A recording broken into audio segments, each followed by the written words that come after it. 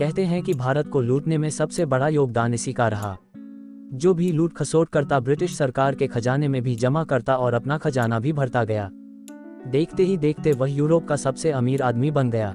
उस पर भ्रष्टाचार के आरोप भी लगे। जानिए इसकी पूरी कहानी। आप सभी को नमस्कार, मैं आपका दोस्त आपका अपने चैनल में स्वागत करता हूं। आज मैं आपको आज़ादी से सैकड़ों वर्ष पूर्व में एक ब्रिटिश अधिकारी के बारे में विस्तृत जानकारी देने के लिए यहाँ हूँ। वीडियो शुरू करने से पहले आप सभी साथियों से अनुरोध है कि जो साथी पहली बार हमारे चैनल से जुड़े हैं, अगर वीडियो पसंद आए तो चैनल को सब्सक्राइब करना ना भूले। कहानी बेहद रोचक है, इसलिए वीडियो को अंत तक अवश्य देखें। उम्र महज 18 साल, क्लर्क के रूप में ब्रिटेन से एक नौजवान भारत आया। मद्रास बंदरगाह पर ईस्ट इंडिया कंपनी के साथ नौकरी शुरू की। फिर अपने कौशल से सेना में दाखिल हुआ और 2 बार बंगाल प्रांत का गवर्नर बना। फ्रांस से लड़ा, मुगलों से लड़ा, राजाओं से लड़ा और सबको काबू में करके अंग्रेज शासन में सबसे बड़े पद पर पहुंचा। नाम था रॉबर्ट क्लाइव। कहते हैं कि भारत को लूटने में सबसे बड़ा योगदान इसी का रहा। जो भी लूट खसोट करता ब्रिटिश सरकार के खजाने में भी जमा करता और अपना खजाना भी भरता गया। देखते ही देखते वह यूरोप का सबसे अमीर आदमी बन गया। उस पर भ्रष्टाचार के आरोप भी लगे, जांच भी हुई। इतना ताकतवर व्यक्ति महज 49 साल की उम्र में दुनिया से अलविदा कह गया। लापरवाह स्टूडेंट जो स्कूल से निकाला गया। 29 सितंबर 1725 को रॉबर्ट क्लाइव का जन्म हुआ।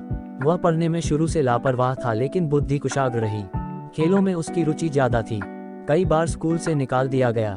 जब समझ बढ़ी तो उसने शरारतें कम की और पढ़ाई में भी सुधार आया।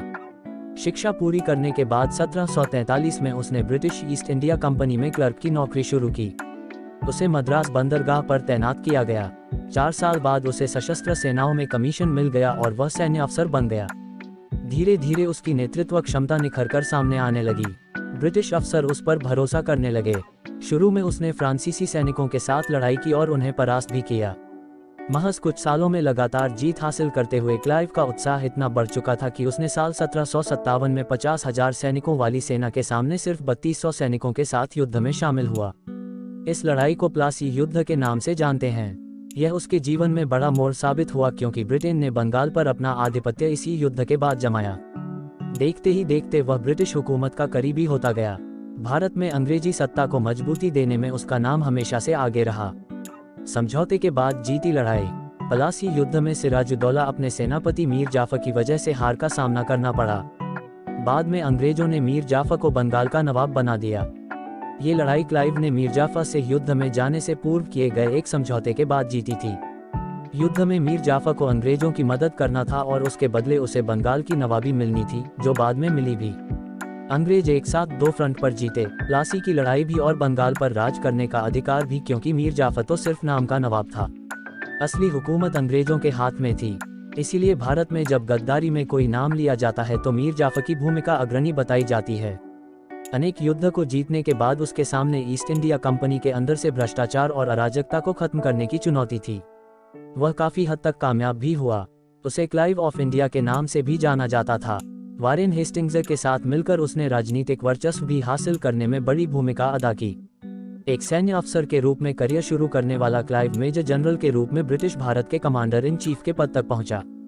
इस दौरान क्लाइव ने करीब 1.5 दर्जन युद्धों में हिस्सा लिया, नेतृत्व किया। उसके सैन्य और राजनीतिक कौशल को देखते हुए ब्रिटिश हुकूमत ने उसे बंगाल का गवर्नर बनाया। कितना माल लूटकर ब्रिटिश खजाना भरा। एक बार रॉबर्ट के किसी सीनियर ने पूछा कि भारत से कितना माल लूटकर ब्रिटिश सरकार का खजाना भरा। उसका जवाब था कि इतना तो बिल्कुल नहीं याद है कि लूट कितनी बार, कहां से और कुल कितनी की, लेकिन एक आकलन कर सकता हूं। जहाज में एक बार में 70,000 किलो माल आता है और मैंने 900 जहाज भरकर सोना, चांदी और अन्य महंगी वस्तुओं को लूटकर ब्रिटेन को दिया है। इससे ये भी अंदाजा लगाया जा सकता है कि भारत को सोने की चिड़िया क्यों कहा जाता था। साल 1760 में वह वापस इंग्लैंड चला गया और फिर उसे साल 1764 में गवर्नर बनाकर भेजा गया। फिर क्लाइव ने लूटपाट के रास्ते पर चलते हुए खजाना भरता गया और ब्रिटिश शासन की नींव मजबूत करता गया। इतिहास पढ़ने पर पता चलता है कि अंग्रेज प्रत्यक्ष लूट कम ही करते थे।